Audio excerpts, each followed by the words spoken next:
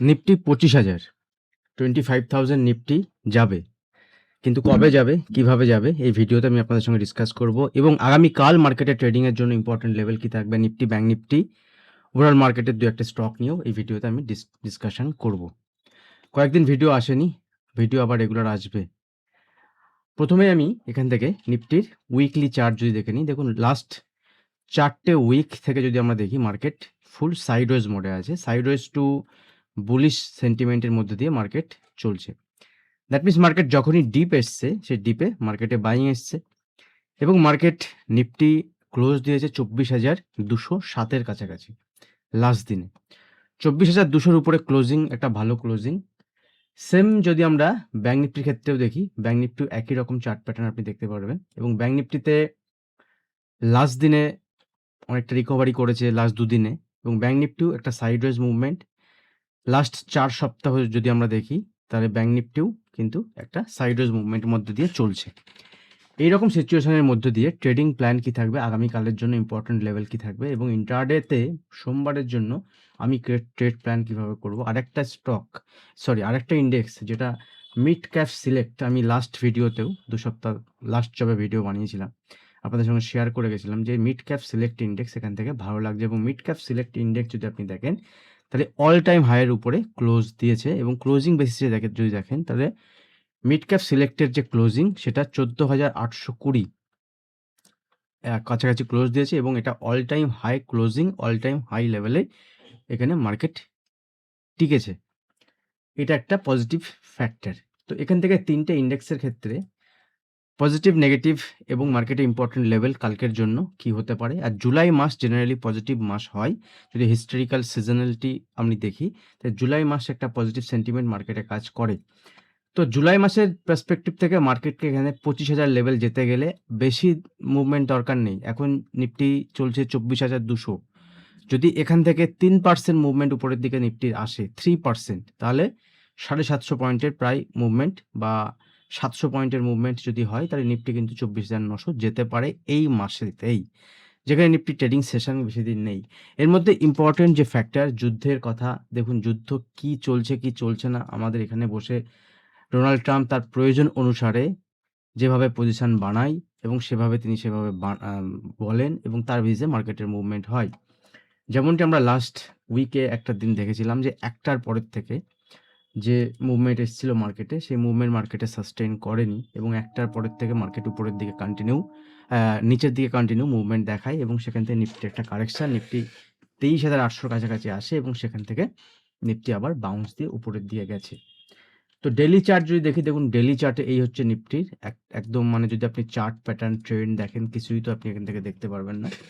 একটা sideways movement daily চার্টে, gap up যদি হয় তাহলে মার্কেট গ্যাপ আপ হওয়ার পরে সাইডওয়েজ, গ্যাপ ডাউন যদি হয় গ্যাপ ডাউন হওয়ার পরে সাইডওয়েজ, বা বড় কোনো মুভমেন্ট নিফটিতে কিন্তু সেরকম কিছু নেই। তো এভাবে যদি কন্টিনিউ চলতে থাকে নিফটিতে, নেক্সট মুভমেন্ট কিভাবে, কোন দিকে, কেমন হতে পারে। স্টকের মুভমেন্ট চলছে, বিভিন্ন স্টকের, বা স্টকের কন্টিনিউ মুভমেন্ট চলছে না, তার মধ্যে রেজাল্ট সেশন শুরু হয়ে গেছে, এবং রেজাল্ট সেশনের বেসিসে আমরা দেখেছি টিসিএস এর রেজাল্ট। দেখুন টিসিএস এর রেজাল্ট এসছে যেটা মার্কেটের এক্সপেকটেশনের তুলনায় ভালো বা সেম এসছে। এবার মার্কেটে কারা এক্সপেক্ট করে, লাস্ট কোয়ার্টারে যদি টিসিএস এর রেজাল্ট দেখেন খুবই খারাপ রেজাল্ট, তার বেসিসে কিছুটা হলেও রেজাল্ট ভালো হয়েছে। বাট এআই, এআই এর সঙ্গে কাজ করেছে, টিসিএস এ হায়ারিং বেড়েছে, অনেক কিছু নিউজ আপনি শুনতে পেয়েছেন। আইটি সেক্টরে যদি পি রেশিও দেখেন, আইটি সেক্টরের পি রেশিও এখন 20-22 এর কাছাকাছি চলছে। দ্যাট মিনস ভ্যালুয়েশন আইটি স্টকের ঠিকঠাক লেভেলে মোটামুটি এসছে বলা যেতে পারে। এখান থেকে ফল হলেও আইটি সেক্টরে বড় ফল আমি পার্সোনালি এক্সপেক্ট করছি না, ছোটোখাটো 2-4% ফল আসতে পারে। বাট এখান থেকে আইটি সেক্টর উপরের দিকে মুভমেন্ট দেখাবে আগামী দিকে, ভ্যালুয়েশন ঠিকঠাক হয়ে গেলে। এখান থেকে যদি আমরা গতকালের রেজাল্ট দেখি, এলটিআইএম মানে এলটিআই মাইন্ডট্রি, তার রেজাল্টে কোয়ার্টার বেসিসে যদি দেখি, ডলার রেভিনিউ যদি দেখি, তাহলে ডলার রেভিনিউ কোয়ার্টার বেসিসে, কোয়ার্টার অন কোয়ার্টার বেসিসে রেভিনিউ এখানে ডেপ্রিসিয়েশন হয়েছে। দ্যাট মিনস রেভিনিউ এখানে রেভিনিউ বেড়েছে কিন্তু প্রফিট ডেপ্রিসিয়েশন হয়েছে। রেভিনিউ বেড়েছে অথচ প্রফিট কমেছে, এরকম একটা সিনারিও। আরও আইটি সেক্টর রেজাল্ট এসছে, এর মধ্যে ইন্ডিয়ান ব্যাংক তার যে রেজাল্ট, তার রেজাল্ট একটা ভালো রেজাল্ট এসছে, এবং ইন্ডিয়ান ব্যাংকের রেজাল্ট ভালো হওয়ার জন্য মার্কেট ব্যাংক নিফটিতে একটা পজিটিভ সেন্টিমেন্ট লাস্ট দিন আমরা দেখেছি। লাস্ট দিন মার্কেটে প্রথমে ফার্মা সেক্টর চলে উপরের দিকে। প্রথম আইটি সেক্টর চলে। আইটি সেক্টরে চলার পরে টিসিএস এর যখন দম ফুরিয়ে যায় সেখান থেকে নিচে চলে আসে আইটি সেক্টর। দেন আইটি সেক্টরের পরে সেখান থেকে ব্যাংকিং সেক্টর চলে। তো দুটো সেক্টর যদি একসঙ্গে চলে বাজার কিন্তু উপরের লেভেলে সাস্টেন করেছে। নিফটি, ব্যাংক নিফটির ক্ষেত্রে আমরা দেখেছি এবং মিড ক্যাপ সিলেক্ট বা মিড ক্যাপ ইন্ডেক্সের ক্ষেত্রেও আমরা দেখেছি একটা পজিটিভ সাইডে মুভমেন্ট হতে। এখন মেন কথায় আমরা আসি, যেটা রুপি যদি আমরা দেখি, রুপি কন্টিনিউ ডেপ্রিসিয়েশন হচ্ছে। আরবিআই থেকে অনেক কিছু স্টেপ নেওয়ার পরেও রুপিতে কিন্তু কোনো রকমভাবে রুপির যে অ্যাপ্রিসিয়েশন বা রুপির যে টেকসই হওয়া সেটা কিন্তু হচ্ছে না। তো ওভারঅল মার্কেটে একটা মিক্সড সেন্টিমেন্ট। এই মিক্সড সেন্টিমেন্টের মধ্যে রেজাল্ট সেশন আগামী ১০, ১২, ১৪ দিন যেটা রয়েছে এই মাসের, ঠিক আছে? এই মাসে কিন্তু ইম্পোর্টেন্ট এবং যেভাবে রেজাল্ট আসবে তার বেসিসে মার্কেটে মুভমেন্ট হবে। যদি নিফটির ক্ষেত্রে আমরা দেখি, নিফটি দেখুন, যদি আপনি নিফটির চার্ট আমি ওপেন করি, 15 মিনিটের চার্ট দেখুন, 15 মিনিটের লাস্ট দিন মার্কেট গ্যাপ আপ তো ওপেন হয়েছিল। গ্যাপ ওপেন হওয়ার পরে কিছুটা উপরের দিয়ে গিয়ে সাইডওয়েজ এবং সাইডওয়েজ হওয়ার পরে উপরের দিয়ে গিয়ে নিফটি ক্লোজ দিয়েছে, that is good closing. FII DII যদি অ্যাক্টিভিটি আমরা দেখি, এফআইআই ডিআই অ্যাক্টিভিটি যদি আমার মধ্যে দিয়ে আমরা দেখি, তাহলে এফআইআই মার্কেটে লং সাইডে পজিশন বানাচ্ছে। ডিআইআই তো লং স্টকে ছিল এবং প্রো যারা আছে, প্রো এখানে মিক্সড সেন্টিমেন্টের মধ্যে দিয়ে চলছে। প্রো মানে প্রোপ্রাইটারি ডেস্ক, এক প্রকার যারা ট্রেডিংয়ের সঙ্গে, যারা ব্রোকারের সঙ্গে যারা যুক্ত। আর যারা রিটেল ট্রেডার লাস্ট দিন হিউজ সেল করে গেছে মার্কেটে, দ্যাট মিনস পুট বাই করে গেছে, ঠিক আছে? এর মধ্যে দিয়েও মার্কেটে এফআইআই ডাইরেক্ট কলে পজিশন নেই, ফিউচারে কল লং আছে, স্টকের ফিউচারে লং এবং যদি আমরা এফআইআই পজিশন দেখি তাহলে এফআইআই পুট সেল করে গেছে। তো এরকম পজিশনে বাজারে বিশাল বড় গ্যাপ ডাউন আমি এক্সপেক্ট করছি না। সাইডওয়েজ গিফট নিফটি এখন হয়তো 24 পয়েন্ট 25 পয়েন্ট নেগেটিভ দেখাচ্ছে। ওয়ার তো আমরা যুদ্ধ এর মধ্যে কিছু শুনিনি, আজকের রাত এখনো বাকি আছে। তো এই সিচুয়েশনের মধ্যে কি হয় লেটস সি, দেখা যাক। এরকম সিচুয়েশনে কালকের জন্য নিফটির ইম্পর্টেন্ট ট্রেডিং লেভেল কি থাকবে আমি একদম নিউট্রাল ভিউ থেকে আপনাদের সঙ্গে শেয়ার করছি। আমার ভিউ পার্সোনালি আমি কিভাবে, যেটাই দেখুন, আমি নিফটিতে ট্রেড করবো এরকম ব্যাপার নয়। নিফটিতে যদি অপরচুনিটি আসে আমি ট্রেড করি, নাহলে স্টকে আমি ট্রেডিং অপরচুনিটি দেখব। তো এখান থেকে নিফটি আগামী কালের জন্য ইম্পর্টেন্ট লেভেল থাকবে এখান থেকে 24,200 উপরে যদি নিফটি থাকে, দ্যাট মিনস নিফটি ঠিকঠাক 24,200 উপরে নিফটি সাস্টেন করা ঠিকঠাক। 24,200 থেকে 24,250, ঠিক আছে? 24,250 এই লেভেলটা একটু মার্ক করে রাখছি আমি, 24,250 এর লেভেল। যদি নিফটি 24,250 এর উপরে ট্রেড করতে স্টার্ট করে আগামীকাল, বড় গ্যাপ আপ এক্সপেক্ট করছি না, বা যদি হয়ও, যদি গ্যাপ ওপেন হওয়ার পরেও যদি মার্কেট সাস্টেন করে এবং যদি কোনো ডিপ আসে, সেই ডিপে বাইং অপরচুনিটি হবে 24,200, ঠিক আছে? কাছাকাছি যদি মার্কেট আসে, তো 24,200 কাছাকাছি মার্কেট এলেও বাইং অপরচুনিটি 24,250 এর উপরে 24,300 এবং 350, এবং মাথায় রাখবেন 24,300 থেকে 350 থেকে 24,400, 24,350 থেকে 24,350 থেকে 24,400 যে লেভেল, ঠিক আছে? এই লেভেলটা একটা ইম্পর্টেন্ট লেভেল, রেজিস্ট্যান্স জোন হিসেবে কাজ করবে।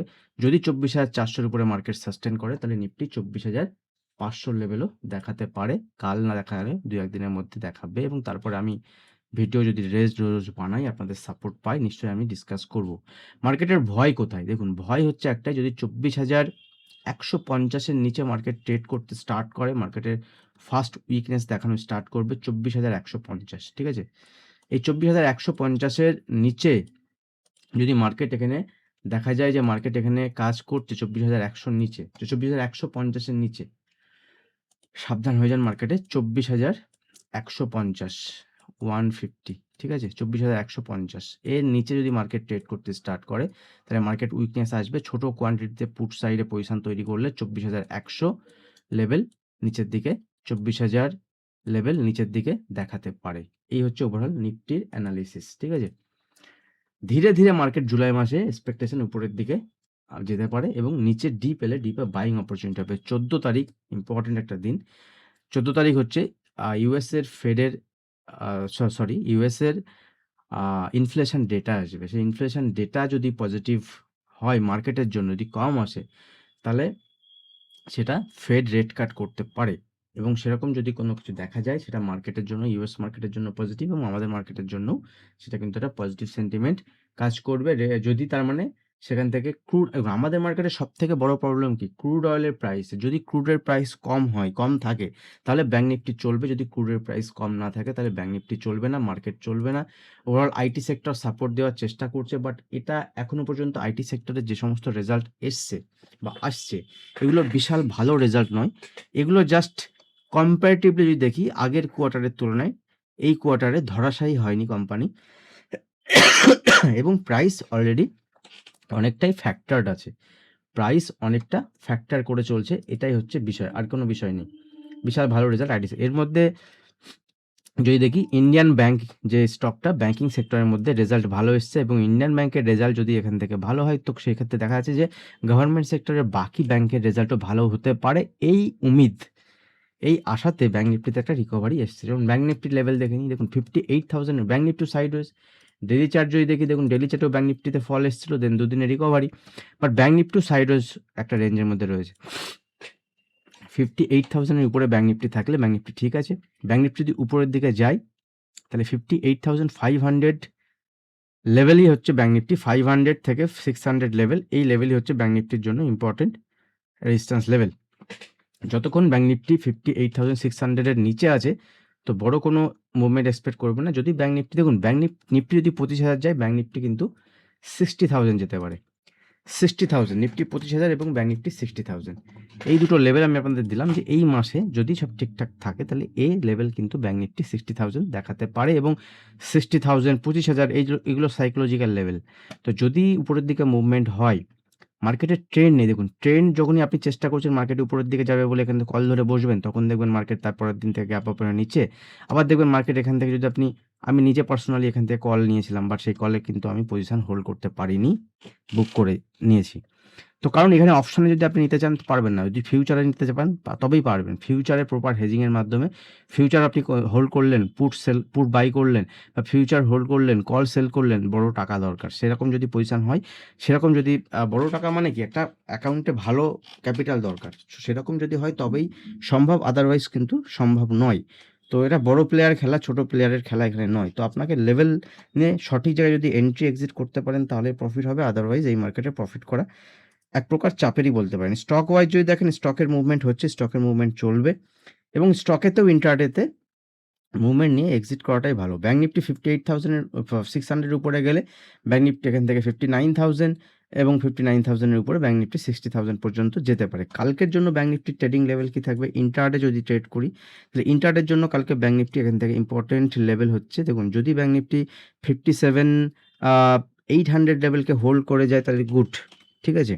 57,800 লেভেল হোল্ড করলে গুড, এবং 58,000 এর উপরে টিকে থাকলে ব্যাংক নিফটি ভালো। এখানে 58,400 500 টার্গেট পর্যন্ত দেখাতে পারে। বড় মুভমেন্ট এইভাবে ব্যাংক নিফটিতে সেরকম কিছু সাইন নেই, ঠিক আছে। এবার আসি মিড ক্যাপ সিলেক্ট, যেটা সব থেকে ইম্পর্টেন্ট। দেখুন মিড ক্যাপ সিলেক্টের ক্ষেত্রে ব্যাংক নিফটি এখন আমি অ্যাভয়েড করব, ব্যাংক নিফটি কমপ্লিটলি এখন একটু অ্যাভয়েড করব, দেখব। কিন্তু মিড ক্যাপ সিলেক্টে আমার পজিশন চলছে, আমার নিজের পজিশন, কল সাইডে পজিশন চলছে personally.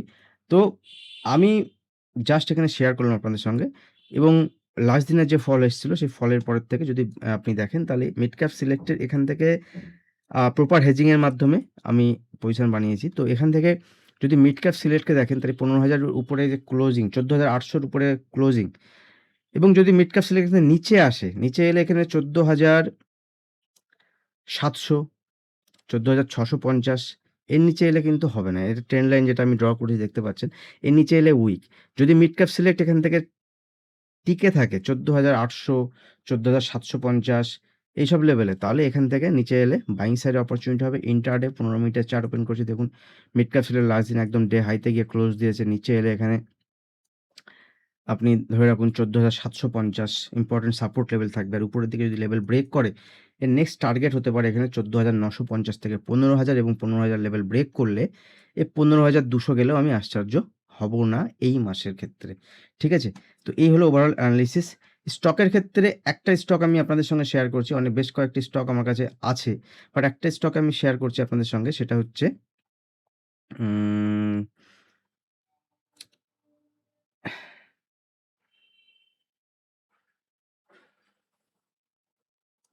SBI, sorry Indian bank নয়, একটা স্টক শেয়ার করছি, যেটা হচ্ছে স্টকটির নাম SBI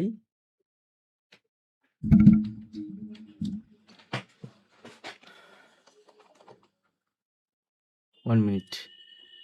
একটা স্টক আমি আপনাদের সঙ্গে শেয়ার করব, সেটা হচ্ছে SBI লাইফ। এই স্টকটির উপরে নজর রাখুন, ঠিক আছে? SBI লাইফের এটা 15 মিনিটের চার্ট। আমি প্রথম ডেইলি চার্ট দেখাচ্ছি। This is not for any recommendation, just buying selling কোনো রিকমেন্ডেশন নয়, জাস্ট অ্যানালিসিস পারপাস আপনাদের সঙ্গে শেয়ার করছি। দেখুন SBI লাইফের এখানে যদি আমরা চার্ট প্যাটার্ন দেখি, এখানে একটা ট্রেন্ড লাইনের মধ্যে দিয়ে চলছে স্টক, চলছিল, এবং এই ট্রেন্ড লাইনটা এখান থেকে ব্রেক করেছে, ঠিক আছে? এই ট্রেন্ড লাইনটা এখান থেকে ব্রেক করেছে SBI লাইফ, ব্রেক করে উপরের দিকে ক্লোজ দিয়েছে। প্রিভিয়াস ডে, তার আগের দিনের এবং আগের 3 দিনের হাইকে ব্রেক করে ক্লোজ দিয়েছে। তো SBI লাইফে একটা পজিটিভ সাইডে মুভমেন্ট এলে এখান থেকে 1900 লেভেল দেখাতে পারে, এবং নিচের দিকে প্রপার স্টপ লস ইউজ করে, আমি স্টপ লস টার্গেট কিছুই বলছি না, প্রপার স্টপ লস ইউজ করে আপনারা ইন্টারডেতে পজিশন বা 2-1 দিনের জন্য পজিশন তৈরি করতে পারেন। সিমেন্ট সেক্টরের একটা স্টক, সেটা হচ্ছে ডাল ভারত। এই স্টকটির উপরে নজর রাখতে পারেন, ডাল ভারত, ঠিক আছে? ডাল ভারত মানে হচ্ছে ডাল ভারত মানে ডালমিয়া ভারত। এই সিমেন্ট স্টকটা দেখুন, এটা হচ্ছে ডেইলি চার্ট। যদি আমি ট্রেন্ড লাইন দেখি, এটা ট্রেন্ড লাইনের মধ্যে দিয়ে চলছিল, এবং এই ট্রেন্ড লাইনের লোয়ার লেভেল থেকে যদি উপর লেভেলে আবার যায়, তাও প্রায় 1850 থেকে 1900। তো এখানে এই স্টকটি নজর রাখতে পারেন। সিমেন্ট সেক্টরে যদি পজিটিভ সেন্টিমেন্ট আসে, পজিটিভ মুভমেন্ট আসে, আসা তো উচিত বলে আমার মনে হয়, তাহলে এখানে কিন্তু এই স্টকটি আপনি নজরে রাখতে পারেন এবং সেই হিসেবে ট্রেড প্ল্যান করতে পারেন। আর যদি একটা স্টক দেখি, সেটা হচ্ছে কল্যাণ জুয়েলার্স। দেখুন কল্যাণ জুয়েলার্সে আপনি দেখবেন কয়েকদিন ধরে দুর্দান্ত মুভমেন্ট হয়েছে এবং একদম খারাপ মুভমেন্ট। এখান থেকে আমি বাইং সাইডে কল্যাণ জুয়েলার্সকে পিক করব না। ইন্টারডেতে যদি আমি এখান থেকে গ্যাপ ওপেনিং বা যদি কোনো ওপেনিং হওয়ার পরে 15 মিনিটের ক্যান্ডেল যদি কোনো নিচের দিকে দেখি যে নিচের দিকে লেভেলকে ব্রেক করছে, সেক্ষেত্রে কল্যাণ জুয়েলার্স আমি সেল সাইডে অপরচুনিটি দেখব বিলো 464 460, ঠিক আছে? এই স্টকটা জানি না কালকে কি হবে, যদি অপরচুনিটি আসে তবে আমি ট্রেড প্ল্যান দেখব, ঠিক আছে? বাইং সাইডে ট্রেড প্ল্যান এই স্টক আমি এই মুহূর্তে করছি না। সঙ্গে এফএমসি সেক্টরে হিন্দুস্তান ইউনিলিভার, ঠিক আছে? হিন্দ ইউনিলিভার, এই স্টকটির উপরে নজর রাখতে পারেন। এটাতেও যদি আমি পজিশন এখানে দেখি, তো শর্ট সাইডে দেখব না, এখানে আমি লং সাইডে চেষ্টা করব, বাট প্রপার স্টপ লস। কয়েকটা স্টক আমি আপনাদের সঙ্গে শেয়ার করলাম, proper stop loss, proper target আপনি নিজে অ্যানালিসিস করার পরেই দেখতে পারেন। Thank you. আজ ভিডিও একটু বড় হয়ে গেল, অনেক কিছু একসঙ্গে শেয়ার করলাম অনেকদিন পরে। ভিডিও ভালো লাগলে অবশ্যই লাইক শেয়ার করতে ভুলবেন না, আর চেষ্টা করব ডেলি এরকম ভিডিও নিয়ে আসার, যদি আপনাদের সাপোর্ট থাকে, যদি আপনাদের কমেন্ট পাই। থ্যাংক ইউ, দেখা হবে নেক্সট ভিডিওতে। ধন্যবাদ।